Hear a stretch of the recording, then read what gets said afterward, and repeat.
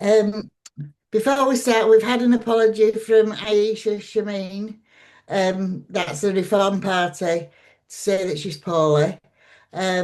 We've not heard from the Conservatives or the Lib Dems, so we don't know whether they might be turning up or not, and they've just not replied to us. Um, we're going to roughly take it in turns in asking questions, and we'll be doing it in rotation, each one, so you all get it. Please don't go on for too long. It's not a party political broadcast. They're just wanting the answers basically to what they've asked. Um, and that's it. So if you want to kick off with the first one, Christine.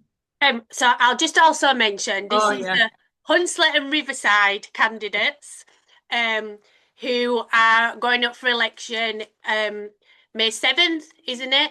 The current councillor Ed Carlisle is here, as well as Paul Thomas from the SDP and Sarata Sawu from Labour. So if you're ready, candidates, the first question I will give to Paul. So if you just unmute for me, love. Why did you want to be a counsellor? Nice, easy one. Well, like everybody else who's standing to be a councillor, uh, to improve the lives of people in Leeds. I think you see the way things are going, and you have your own ideas of how things can be different than the way they are, and how people's lives can be improved and enriched. So I decided to put myself forward. Very nice, thank you. I'll go to Ed next. Yeah, I yeah, I love Leeds. I love particularly this corner of South and Central Leeds. I've been here for many years, and yeah, certainly echo. I'm sure we could all echo what Paul was saying. Like, I guess, like you don't get into politics unless you want to serve communities and help to make things better. I think as well, yeah, for many years I was involved in community action before getting involved in politics. I think I looked around the city and I saw some really inspiring politicians, MPs and councillors. I felt that there was a problem in our wards, or particularly this corner of Leeds, where there'd been such domination by one party, by the Labour Party, for many years. I felt there needed to be an alternative, and I think, yeah, I felt that the local politics needed a bit of a shake-up. So I was happy to, I suppose, get involved and try to offer a positive alternative. And I'm glad that just generally the political landscape is more dynamic and more diverse than it ever was before. Thank you. Sarata, same question to you, but remember to unmute. Hi everyone. For everyone that don't know me, my name's Sarata. As was said, I'm proud to be the Labour and Cooperative candidate. I'm standing because I was born and raised in this area, went to school here in Beeston, prime and secondary school in Hunslet, worked in the city centre, have friends and family all across Hunslet and Riverside, and I see the amazing work that the current council are doing and delivering, and I think it's about time that we have a new generation to continue that work and join in to make sure our voices are heard. Hunslet and Riverside is a very diverse area. Like I said, I've got friends and family all across, born and raised here. So I think it's important that everyone's voices is being heard, as well as also delivering with the current team. Thank you. I'll go to Ed first on this one. What would your priority issue be if you are to be re-elected? I, I don't think there can be one priority issue. I think there's clearly, yeah, there's a lot to do. I think, environmental, fly tipping, litter, and that kind of stuff is a big issue. That's something that when I and others are out in the community, that's something that people raise a lot. I think that kind of brings down it just kind of brings down people's kind of state of mind on a regular basis. So I think that's a key thing. I think housing is a big issue, and I think I've really one of the most rewarding aspects of being a councillor has been kind of battling, and often it is a battling for months, if not years, with people to try to get people into either to take action on inappropriate housing or just get people into better housing. It's been really rewarding to do that. But I think probably the underpinning thing is I'm just really and yeah, I mean I'm sure we'll talk about crime and antisocial behaviour and all the other stuff is, and any number of other things. But I think the underpinning thing for me, and this is something that I'm passionate about and always been passionate about long before I was even in politics, is about building up community power and wanting to enable individuals, but also kind of even better kind of collectives of people to work collectively in our communities, because the social and political landscape in our communities and also the social and political landscape in the world is really, there's a lot of inequality, there's a lot of power differentials and power inequalities. So I suppose I'm really passionate about people as individuals, but people as collectives recognizing their power and building that power to get better results for themselves and their communities.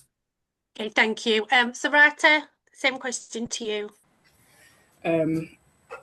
I think if, like Ed said, there's so many issues in this area, it's hard to just pinpoint one issue. If I'm sure you've seen in my election materials, I know on social media, there's issues depending on what area of the ward we're actually looking at. If we're looking at city centre, we've got issues around illegal lettings, homelessness. I've heard from residents firsthand the issues we're having around bike theft and parcel thefts. If we're looking at Beeston and Hunslet, which share quite a few similar issues, we've got issues around fly tipping, got issues in Beeston specifically with the drugs and associating crimes. Hunslet, we've got issues in terms of estate management, and with both, I would say we've got a lack of opportunities for people in Hunslet and Beeston. So I'll work with whoever I need to work with, the community, to make sure that we are actually having long-term solutions and not just short-term fixes. But the main thing will be working first-hand with people in our area because they know it better than anyone else. Thank you. Paul, same question to you. What would your priority issue be to work on when you're elected?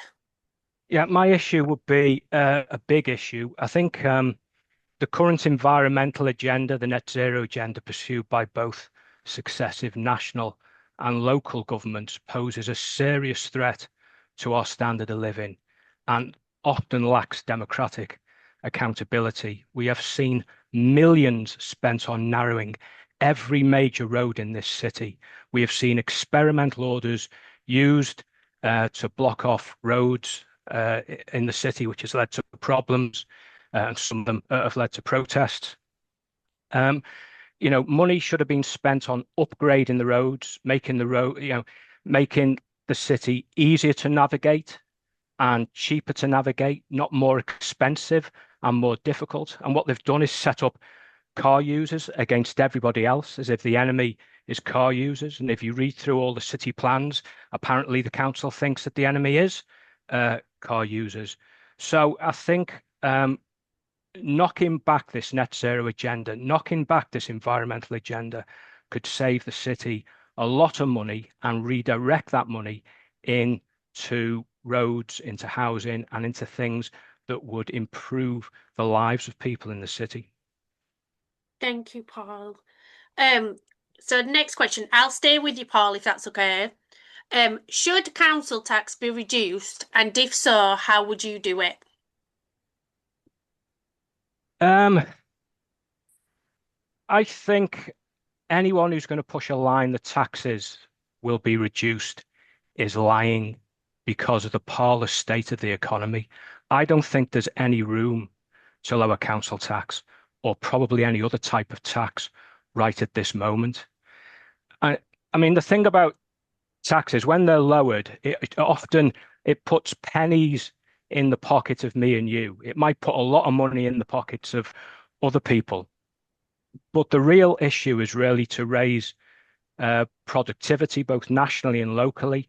If you can get more firms producing more wealth in less times, you can raise overall profits. You can take more taxes while taking a lower rate of tax. But I honestly don't think there is room to lower the council tax right now. Thank you, Paul. Sarata, same question to you.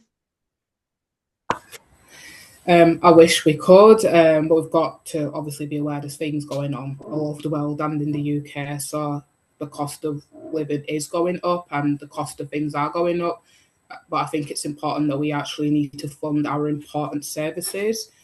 I don't think, obviously, people should be struggling, but them services are vital to many people, such as adults and vulnerable people in our community. Thank you. Ed? Yeah, so clearly, as we all recognise, government, local and national, is struggling.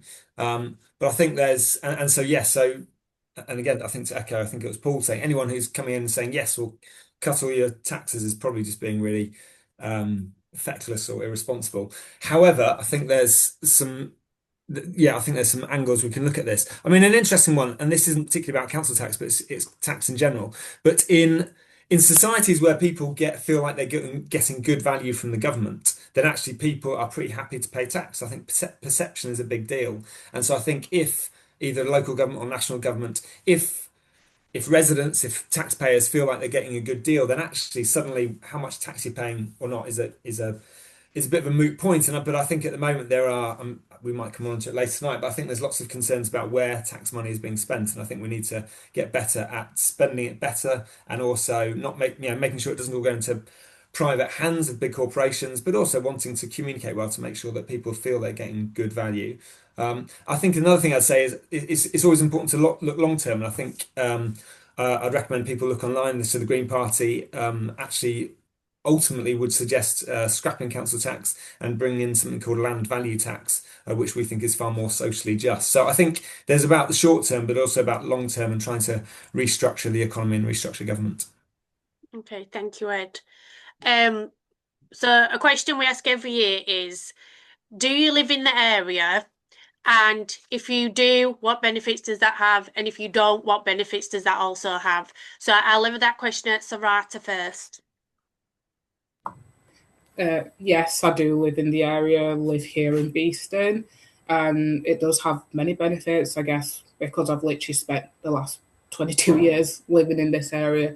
I've seen firsthand issues that people in this area are facing, because they are literally my issues. I see when I'm walking up Beeston Hill, the fly tipping, how awful it looks. And I guess that's my drive to actually what made me actually get involved in the first place. I think local people should be at the forefront of decisions that are being made in this area. I think it's important we work together to basically make sure people in this area are heard. I guess the benefits are also the fact that people are more comfortable with people that they know actually understands their problems. So, yeah, was it disadvantages that you also said to be living in the No, an advantage of living here, and then if you don't live here, if that was also... Oh, right, yeah. Sorry. Fine, thank you. Paul, same question to you.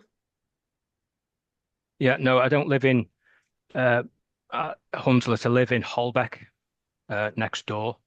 The main benefit of where I live is it's very near to town and very near to the train station. But in terms of the problems are generally citywide, particularly South Leeds wide. So they're very similar problems everywhere. A general tattiness in the area, graffiti, antisocial behaviour, litter, all these kind of things.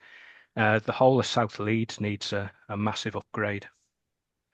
Thank you, Paul. Ed? Yeah, so I live in the community in Beeston Hill, and I've lived in the area for nearly 25 years. And yeah, I struggle to imagine how I could be a good councillor for a community that was far away from where I lived. And I think I think maybe there are councillors who do it well, but I think on the whole, when I look around the council, both past and present, I think it seems to me the good council are the ones who live in their communities. I think there are, or at least close. I think, yeah, are kind of in or close. Because I think, echoing what Sarata was saying, I just think when you're here, you see it all. Also, you are seen.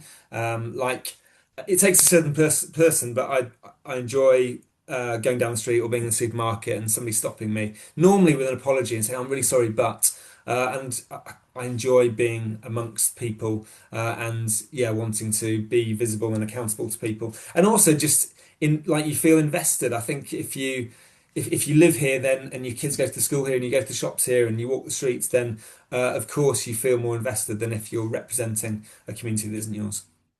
Right, thank you. I will go to Ed next. How can you do better than what we currently have now? Um, I know that's a very open-ended question. I'm sorry. um, I think, I mean, okay, so I have, yeah, I've always believed in cooperative politics. And I've said it before on a previous hustings, which is that controversially, perhaps, I don't think any political party, including my own, has a monopoly on truth and good people. I think there are good people all across the political landscape. And so there is political cooperation happening across the city.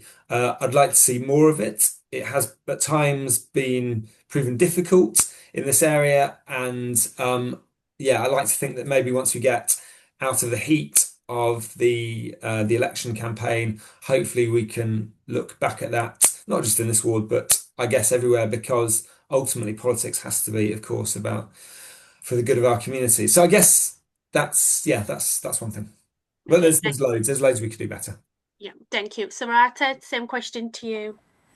I think it's important that we bring a new generation into the civic hall. I am probably a lot younger than most candidates, but I think it's important that we are bringing fresh, new ideas. Our experiences are a lot different, my generation, to a lot of the current generation that are in council. And I think it's important that those voices are being heard.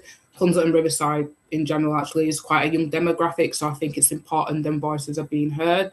So I will continue to work with the current Labour and cooperative councillors to ensure that we are bringing new ideas. We literally look like the ward. We're a very, very diverse group. And with their experience that they've had and my new generation and energy, I feel like it will do wonders for this area. Okay, thank you. Paul, same question to you. Yeah, one of the things I put down on the blurb for the South Leeds website was to make the council accountable to Leeds residents all the time, not just at election time, by creating more opportunities to hear what residents actually think in person, rather than through consultations and focus groups, often outsourced to outside organisations with their own agendas. I say that rather than the council conducting consultation itself, it's often outsourced to groups like Possible, Sustrans, Commonplace UK, UK 100, academics at Leeds University, all with an agenda to push. And all these consultations seem to end up with the preferred solutions of those outside, often environmental organisations. I think we need to create more opportunities to have direct debate and dialogue with the residents in an area and find out what people actually think on the ground, rather than giving them loaded questions to see what their answers are to those loaded questions. So I think more debate is always better than less debate. And I think face-to-face is always better than focus groups and consultations. Thank you, Paul. I'll go to Sarata next. Are there any policies your party has that you don't agree with? I think one that probably everyone would agree with is the winter fuel. I didn't agree when the party did that. Impacted a lot of people in our ward, but then they did eventually get it right. But I think it just shouldn't have happened in the first place. And we can only learn from mistakes. We're all human, but I think it's important we continue that dialogue between local people, residents, and national parties, as well as local parties. We will get mistakes. Mistakes will happen, but like the winter fuel issue, it did eventually. They did get it right. So yes, it'd probably be the winter fuel. Thank you. Paul, same question to you. Are there any policies your party has that you do not agree with?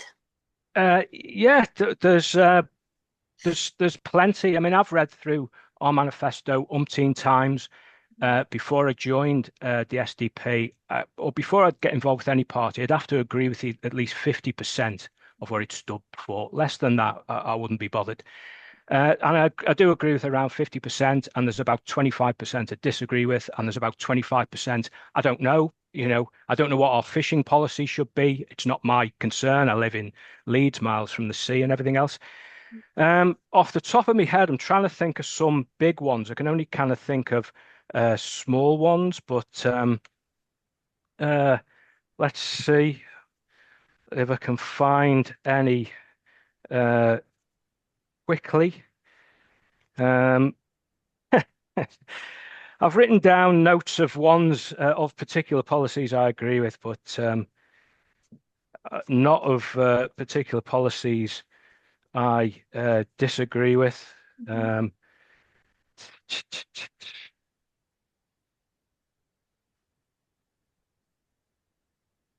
Yeah, okay, okay. I've come across one, and this kind of ties in with my kind of politics more general. So it's got a policy of in under its education remit that it wants wellness to be introduced in the national curriculum in place of the current personal, social health, and economic courses. I disagree with the PSHE existing in schools. I think it should be taken out. I do not want to see wellness pushed in schools. I want to see I want to see children learning maths, English, history, art, literature, physics, chemistry, woodwork, metalwork, practical things as well. All these kind of proper subjects, not concentrating on their own wellness. Because I don't know whether anybody's noticed, but the more this wellness agenda and this mental health agenda is pushed in schools, the more we apparently have a mental health crisis. And people aren't putting the two together, that it's a self-fulfilling prophecy. So I'd definitely be against wellness being pushed in schools. All right, thank you, Paul. Ed, same question to you. Yeah, yeah. So I think again, somewhat echoing what my colleagues have said, which is yeah, the idea of kind of finding a political party that is absolute 100% fit for you is bonkers. And I think too often, actually, politicians, local and national, end up having to kind of squeeze themselves into a suit that doesn't fit and that they're not happy in. And one thing that is really important to me about the Green Party and I think some of the other smaller parties is that actually there's no whipping, which means that even as an elected official, you don't have to toe the party line. You don't have to kind of, but you need to know what the party line is, but you don't have to vote with the party. And I think that's really important. The other thing I'd say, somewhat echoing what Paul was saying, is I just think politics is a clunky machine, right? And kind of nuance is often lost and complexity is often lost because sometimes policy decisions just have to be adopted, and that's regrettable. I think yeah, and I think there are I am massively shaped all the time by my interactions, like just personally, but also politically by my interactions with a wide range of people. And I really, I think more dialogue is really, really important for all of us all the time in order that politics can be dynamic and constantly evolving. Anyway, eventually coming to your answer, I think probably the thing that I am most uneasy and ambivalent about. So within the Green Party, there is very much a a dispute, I think, really about what our approach should be on sex work. And I think I'm right in saying, although it has been evolving, I think I'm right in saying that officially the party's position is kind of full decriminalisation of sex work, including buying sex. But I know there's a lot of people in the Green Party who are not easy with that. And as someone who lives in a community where there is a lot of there's a lot of visible impact around sex work and a recognition that a lot of the people trapped in sex work are just very disempowered and struggling themselves. And so I think there's something, I think I would want more of a compromise solution, like people talk about the Nordic model, for example, where buying sex is criminalized, but selling it isn't. So I think there is. I think the Green Party needs to have more dialogue about that. I think in society we need to have more dialogue about that, and hopefully we can find a way forward. But yeah, that's a policy that I think I struggle with. Okay, thank you. I will go to Paul first now. Which issue inspired you to stand as a councillor? Well, I've mentioned it a couple of times. It is the net zero, the environmental issue. I think ideology is being pushed ahead of the interests of residents all around the country. not just in Leeds. I think it's been pushed ahead of the national interest, which is partly why we're in the crisis situation we're in. So I think if I picked one issue, it would be that issue. Thank you. I'll go to Ed next. Sorry, Ed. I think there wasn't a single issue. I think the two things that drove me into politics was love for the community, like, just loving living in South Central Leeds, working with a wide range of people to make good things happen, and wanting to do that in I suppose, in an enhanced way, and wanting to offer the community more, try to work with the community to build more power, more voice. But I think also kind of alongside that love, that very positive energy, I think there was a real frustration around the fact that I think sometimes politics and politicians can really let communities down. And I feel like often, politicians, especially when they don't live in the area, especially when they're not visible, especially when they perhaps are in safe seats where they're not really having to fight for votes, I think invites a certain complacency, and it means that communities then get poor service. And so I suppose I was really keen at that time to set out and offer a positive alternative, and an alternative for our communities, in order that democracy could just become better in our communities. And ultimately, I think where communities are contested between different political parties, then I think on the whole they get better service because people are having to fight hard for votes, and that's exactly how democracy should be. Right, thank you, Ed. Sarata? I'll be honest, I can't pinpoint one issue, but I think when you grow up in an area like Beeston, like I've done, it does something to you. The things that we see on a daily basis that are normalised, that shouldn't be normalised.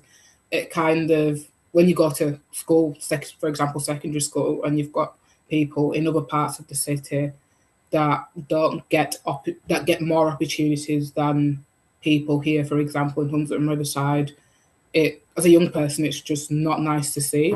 So I guess my issue was the lack of opportunities and the fact that the new generation isn't being heard in the civic hall, I think. We have our own set of issues, and I think it's about time we actually got heard. And people from this side of Beeston or Hunslet, wherever it is that you live, I think it's important that the young people, are heard, as they are the next generation to come in this area. Okay, lovely. Thank you. If you just stay on, Sarata. Next question is two-parter.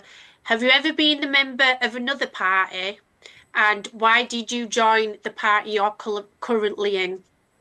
No, I've never actually been a member of the first ever political party I joined was the Labour Party.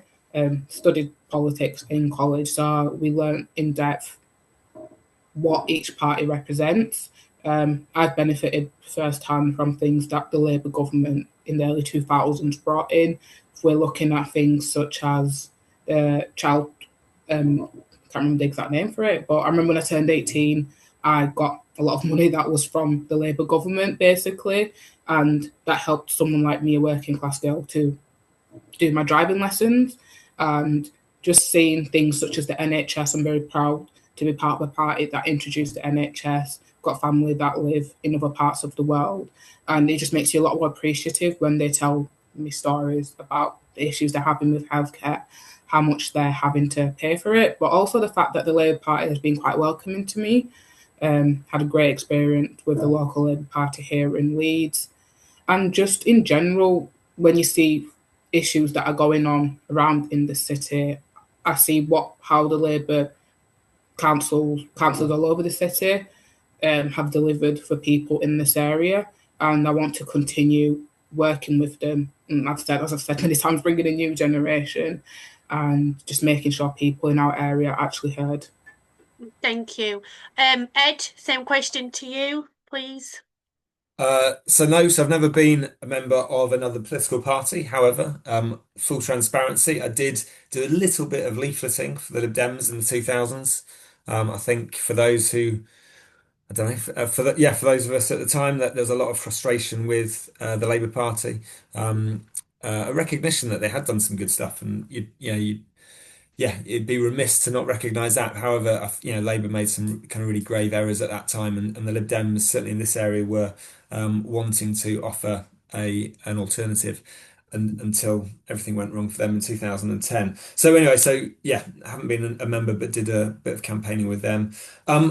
Why did I join the Green Party? My original plan wasn't to join the Green Party. So in 2014, I think it was, I started having some conversations with people about the idea of creating kind of a Leeds party, wanting to be kind of a socially progressive, but very much kind of local party. And that was on the cards, and a few of us were meeting about that. However, I met some met some people in the Green Party and was really impressed by them. Just really hardworking, innovative people who got my attention. So I was kind of impressed by them. And I think as well, and then I suppose when I looked into it, I don't think any party is perfect, but kind of I really appreciate the very holistic kind of, I suppose, almost philosophical framework, really, that the Green Party operates from. So be rather than just be administrative, also kind of really recognize the way in which actually politics is very much related to kind of the way we see the world, and so yeah, the and what comes out of that. So yeah, an aspiration to build a world, and build communities that are healthier and happier, I suppose, and to do so, really wanting to unpick some of the big things that overshadow us, like the way the economy just is, and this aspiration towards kind of very clunky ways of measuring economy, and actually wanting to recognise the way in which we do better to focus more on how we can build a healthier and happier future. Okay, thank you. Paul, same to you, my love. Well, the answer is both yes and no. I mean, I was the Brexit Party candidate for Central Leeds, but a Brexit Party was, of course, a limited company, really, not a party. But so for a while it existed, I was a Brexit Party member and I was a Brexit Party candidate. I chose the SDP because it's the closest to my values. I'm an old lefty. I'm pro working class. I'm pro raising the forces of production. I'm pro all those kind of old left-wing values, and the SDP stands for a lot of them. It's pro an industrial strategy to raise productivity. It's pro proportional representation and taking democracy deeper down into the social. That's what social democracy is about. Democracy being closer to the people. Also, one of the things that really caught my eye is that it has in its manifesto that it is pro freedom of speech. The first and foremost and most important political principle of any, it is pro freedom of speech. And I'm pro freedom of speech, no ifs, no buts. And it upholds biological reality. It's a common sense party in that way. It's against, the unrealistic net zero agenda. It's pro many other things that I'm for. So that's why I chose the SDP. Okay, lovely. Thank you. So this is one specifically for the Hunslet area. I'll go to Ed first. So given how much energy and water it will use, should the council have given permission for the Microsoft development? So for those who don't know, there's Microsoft have put in for planning for a big plant down just past Hunslet along the waterfront in Sturton, and I think one really important thing to recognise is that the council, any local authority, is working within limitations, and if a planning application comes in and essentially is legal, the council is on very shaky territory to then knock it back, even if they want to knock it back, partly because it can then lead to costly legal cases, and then appeals, and ultimately kind of the council can end up picking up the bill and the thing progresses anyway. I think one thing I would say, I think the council needs to get better at and more confident at pushing back on perhaps big players, big developers, and not simply rolling out a red carpet. So I think part of the equation for Leeds City Council which I can kind of recognize, but it's problematic, is saying, well, Microsoft are a big deal and they're gonna, it's gonna be good for the economy.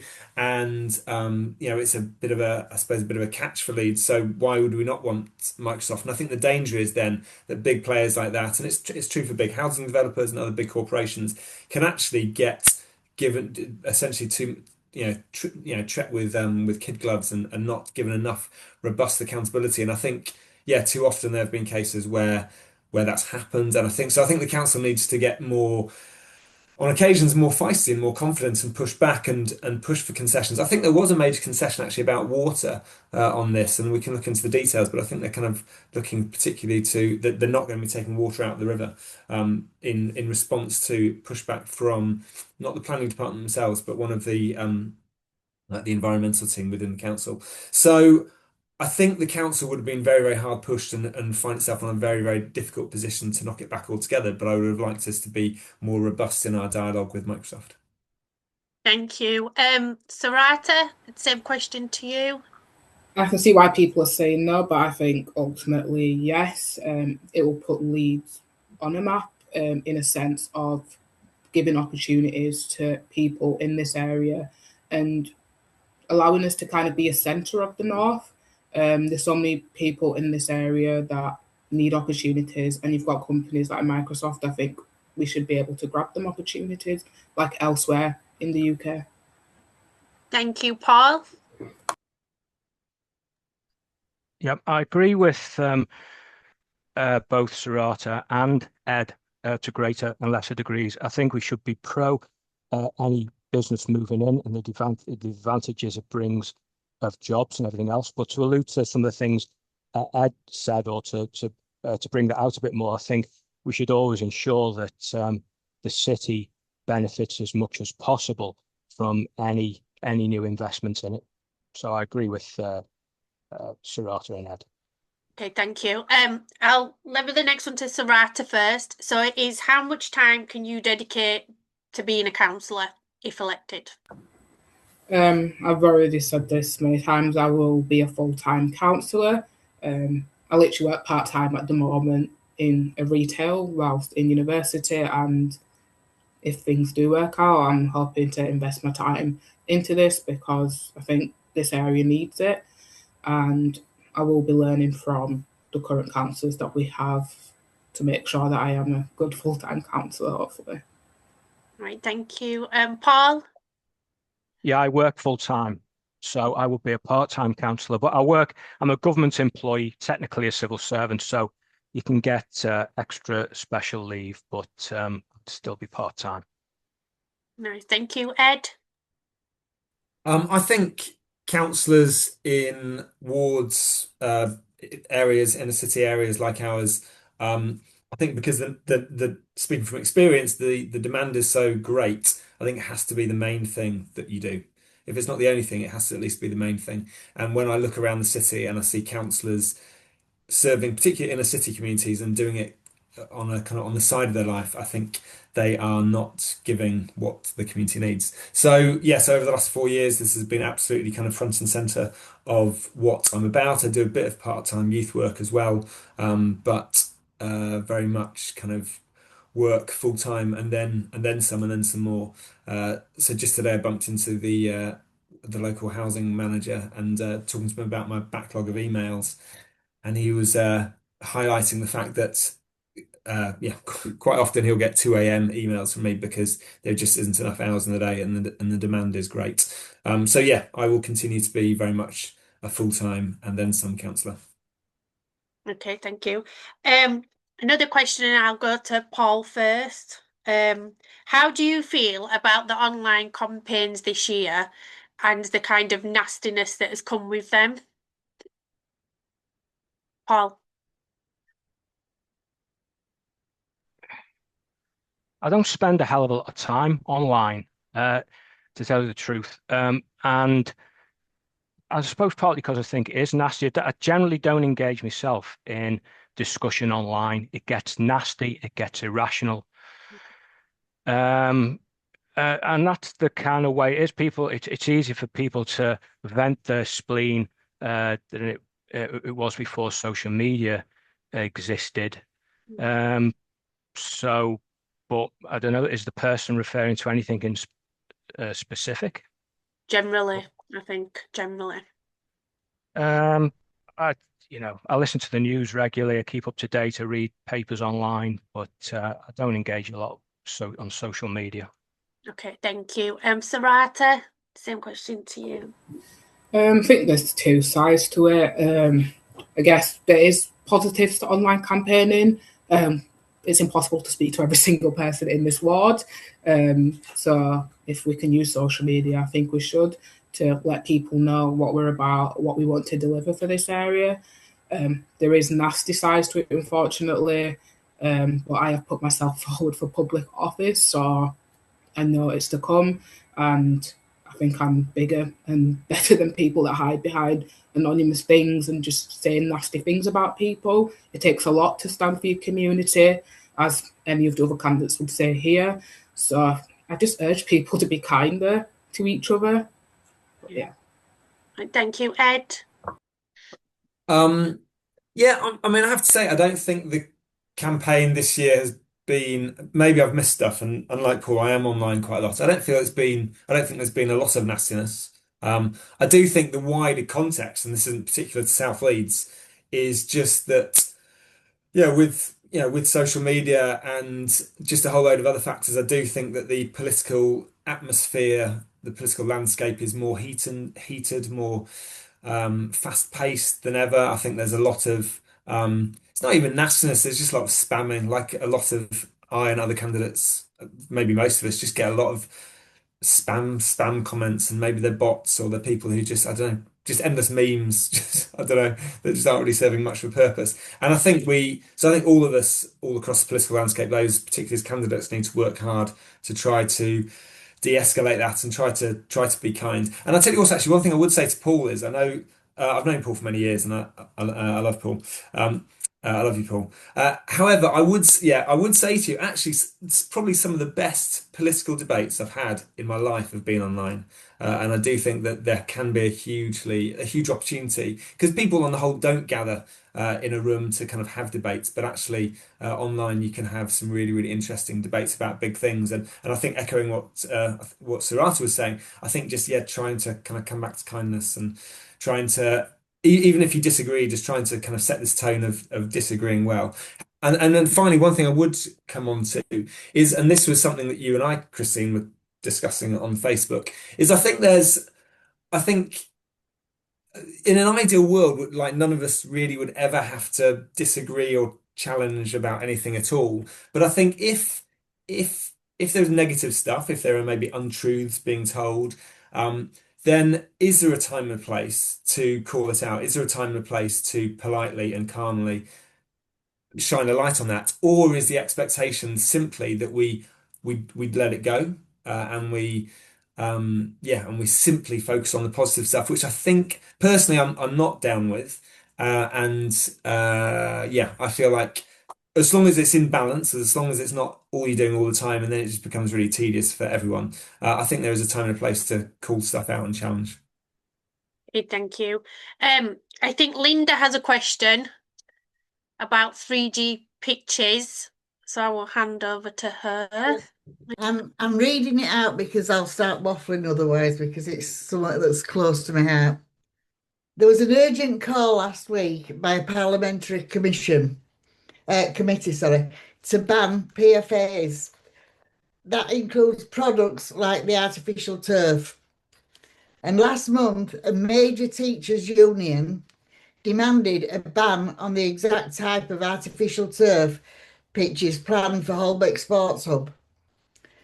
Do you think the council should still go ahead with these outdated pitches when they know that they are polluting the environment, wildlife, and people's bodies?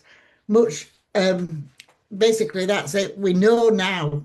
And so why are we going ahead with it? And do you agree with them going ahead with it? There is alternatives. Okay, Paul, we'll go to you first. Is it pictures or pitches? Pitches. Football pitches. All right.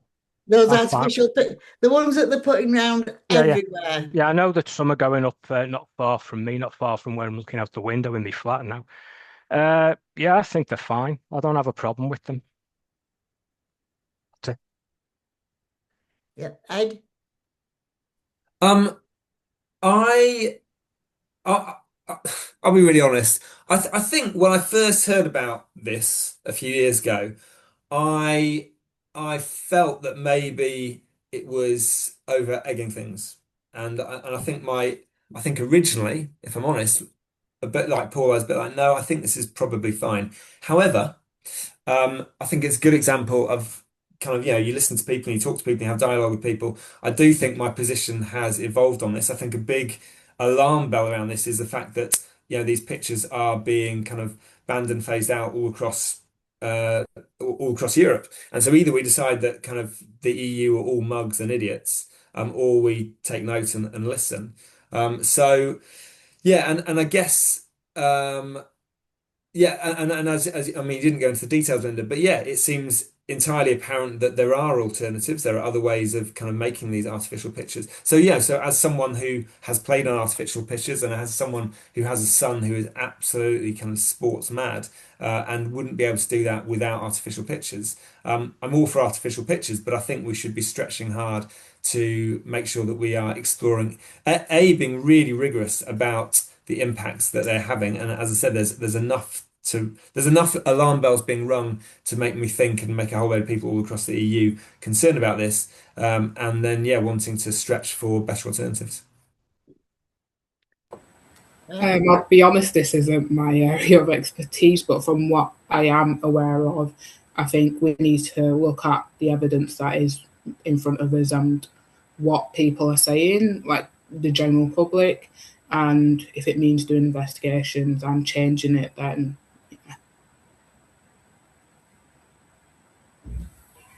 Right, thank you.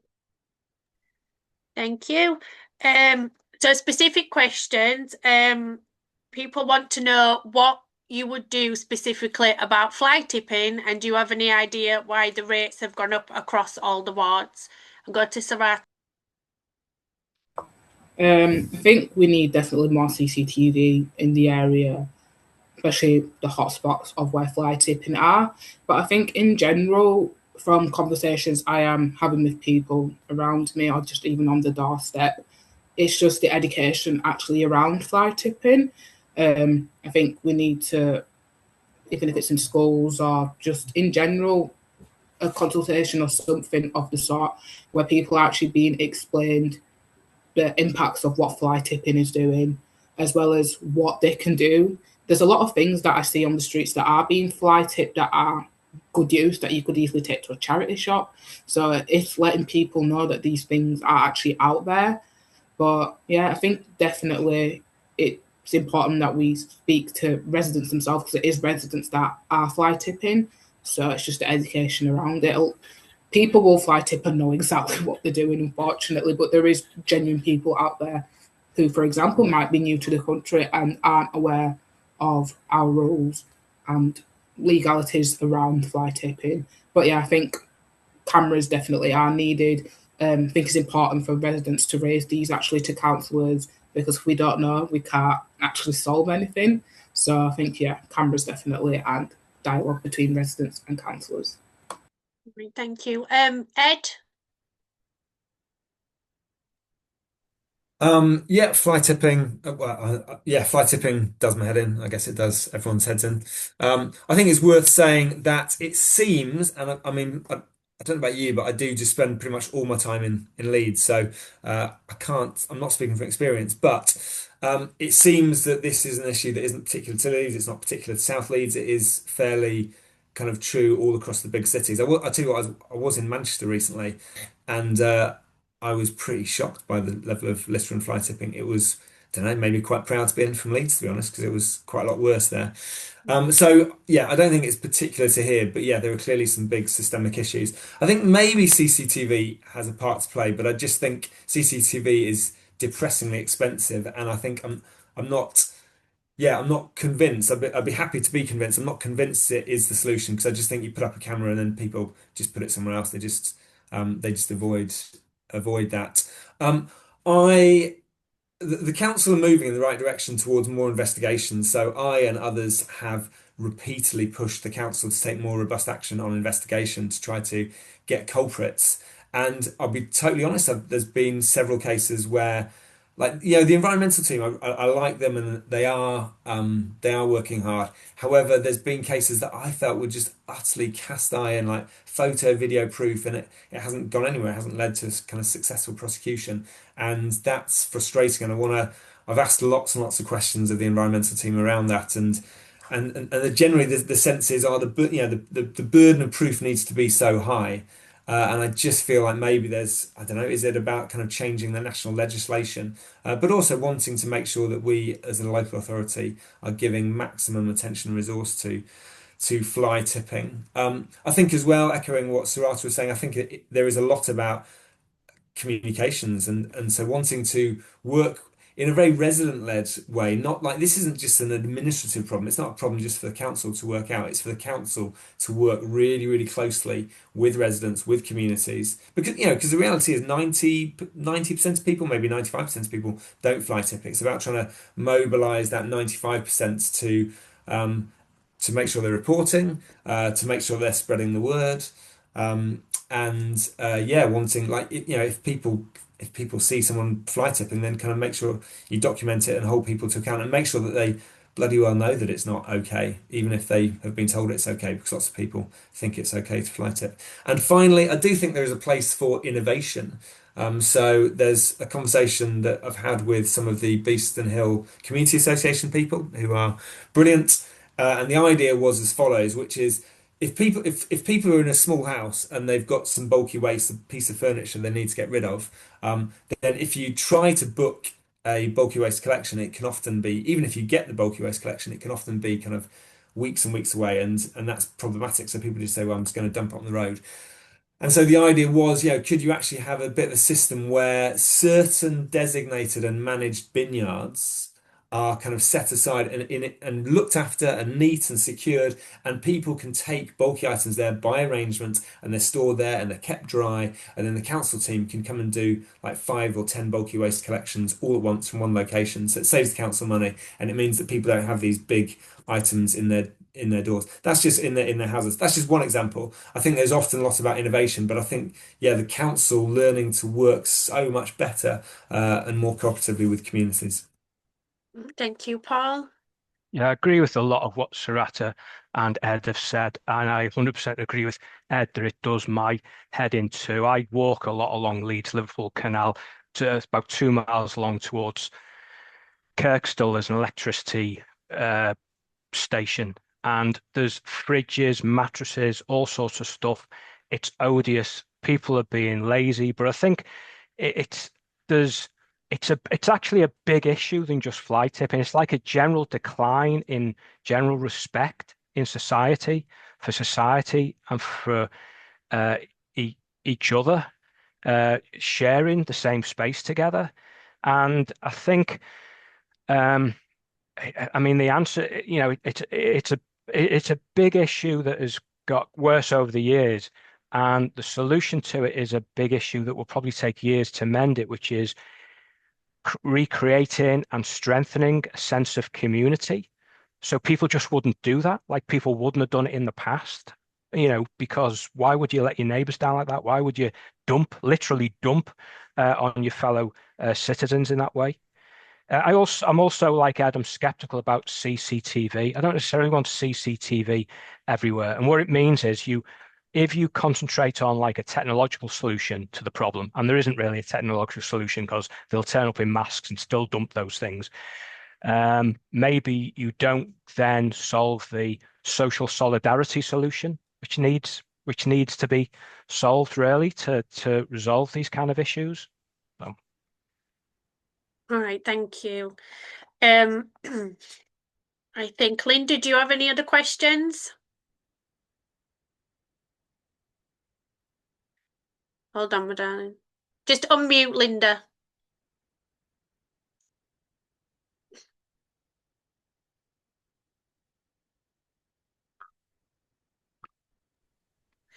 I think everything that I've got down on the list, you've covered it all. The only other thing is, would you be really happy to work with the other parties if you were re-elected? Start off with Ed. Yeah.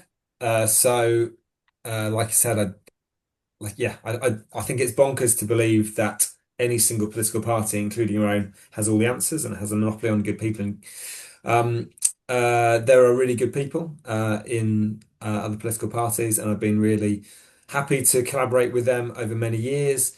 And I look around the city and I see, I see plenty of examples of councillors in different parties kind of working together for the good of their wards, like in cases where there are split wards where you have different political representation. So yes, it has proven difficult in this ward, Hunslet Riverside, and I wonder if we can kind of revisit that potentially after the heat of the election. But equally, I don't know. I can't promise that'll happen. But yes, I'd like to. I'd like it to happen. Sarata. Oh, yeah. I think yes, we definitely all should be working together. It's the residents who will be impacted by it if we don't work together. So I will work with whoever I need to work with to make sure things get done in this area, regardless of the political party or stances on anything. And Paul. Yeah, I'm not sectarian. I'm party political in that kind of sectarian way. I'll work with anyone. And I want to return the compliment to Ed as well. I've railed mostly against the environmental agenda, and Ed knows.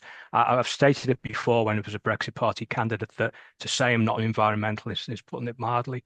But Ed is a lovely person, and I know that everybody in SDP thinks Ed is a lovely person. So I'd have no problems working with Ed, even though I have disagreements on that agenda. And I'm sure Sarata is a lovely person, and I'd work on people on a case-by-case basis. Like Ed said, and like I said before, I don't agree with every single policy. So if a policy comes up, if you agree with somebody from another party, you should have the integrity to do that and stand with those kind of principles. So I'm against that kind of narrow sectarianism anyway. I've just got one more question here that quite a few people have asked. Have you done any community work? And what has it been? What sort of work have you done for the community in the past? Can we start with you, Paul, please, this time? Yes, I do a lot of work in schools. Annually, I run school debating competitions. I have done for 14 years in Leeds, for years 10 and 11, and for sixth formers. So that's what I do. And Sarata? Yes, I've been involved in the community for the last couple of years. Literally grown up here, as I said. My community work actually began by volunteering during the COVID years when obviously a lot of people were in solidarity and stuff. So I thought it was important that we lost that sense of community. So I got involved in the community, involved in several things across the ward. We've got the amazing, like I said, Beeston Hill Community Associations who do amazing things in Beeston here, got things going across in Hunslet, and I want to continue to be able to do that community work and also encourage other young people, hopefully, to get involved in the community, as I found it is sometimes it can be seen as cringe. I've been called cringe many times by other young people, unfortunately, for doing what I'm doing, but it's just getting rid of them stigmas and showing people that it's cool to care about your community and it's important to care. And that's how we get things done. Thanks. Ed? So my background is very much about community action.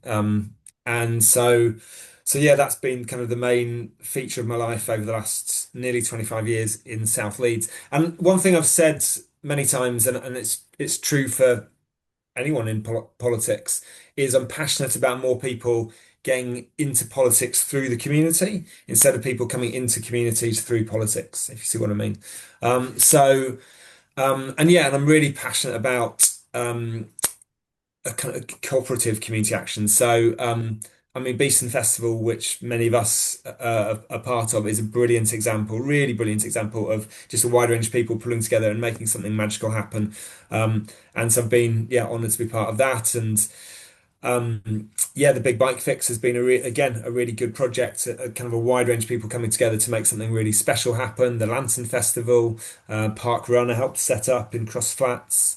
The Road and Road Play Patch, which you should all check out in Beeston Hill, just a really good innovative project. Again, a good collaborative project, and so on and so forth. So, um, and actually, sorry, I'm just going to give a mention out also to the Holbeck Viaduct, which is something that, again, a few of us have been working away at for many, many years since 2012. And for those who haven't clocked it, we had kind of really big news this week in which we won a fairly big international award. We're still not still not open, but we are kind of definitely moving in the right direction. That I think that could be a really big, iconic project for South Leeds. And I think it's a good example of just kind of tenacity and holding a vision and pushing over a long, long period of time and keeping a dream alive. And yeah, and so yeah, so grassrootsy stuff is really important. So I love the grassroots advocacy and advice and support work, but actually there's something really important about big dreams and visions too. Thank you. Do Did you want also to- work for a community newspaper at one time? You, you know, I didn't want to mention it because Did you? I'm sure you was there. no, I was. So yeah, I loved being part of South Leeds Life for many years. There you go. I'm glad you sacked me after I got elected because Well, I think I think it's good. I think it is really important that the media and community media is politically independent. But yeah, I love being part of South Leeds Life. I wasn't going to mention it because I didn't want people watching this to feel like there's any kind of loadedness. But yes, I was part of no, South. Lordiness. You're fine. Okay, You're very fine. good. Not fired either. Not fired. Well, as Give to you me, opportunity to do more work. More like. good. Okay, so we're on his last round of questions. So we're going to give each candidate about 3, 4, 5 minutes to say whatever it is you want about your campaign, your party, your intentions. So I think I'm going to start with the current councillor, Ed. Sorry. Yeah, so many thanks to South Leeds Life for holding tonight. Many thanks to all the candidates, including those who haven't been able to make it tonight. And yeah, I think yeah, it sounds a bit cliche, but democracy is a really, really important, precious thing, and we need to work hard at it. And it's not just about elections as well; it's about year-round action and year-round dialogue.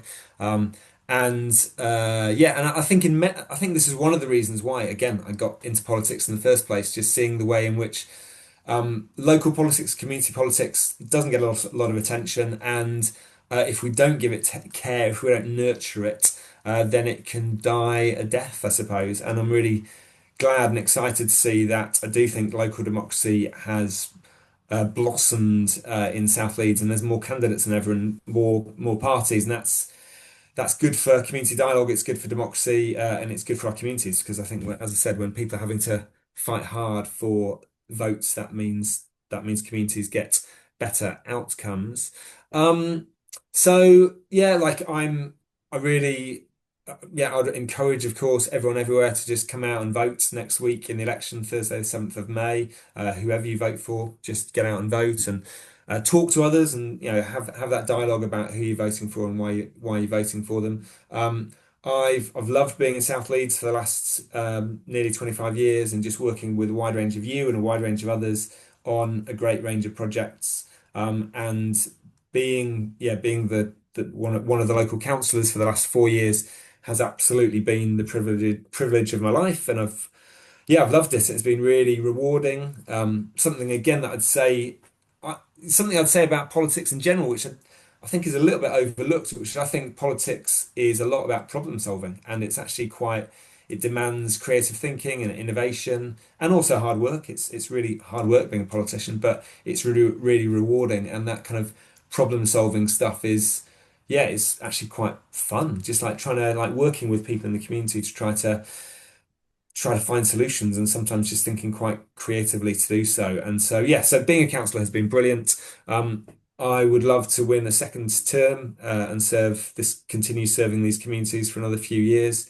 I'd really invite people to get in contact with me now, get in contact with me anytime. I'm always really happy to sit down, either hear about what issues are in the community or what ideas people have got in the community, or just people's questions about politics. I really love, sitting down with people where sometimes people will say, I've got an idea for the community, or actually I want to get into politics and what's that look like? And I try to be genuine and open-minded and not just say the Green Party is the solution. I'm really happy in the Green Party. I really enjoy being in the Green Party. I think we've got some really good innovative ideas for our city and for our country, but I don't think any political party has a monopoly on truth and good ideas and good people.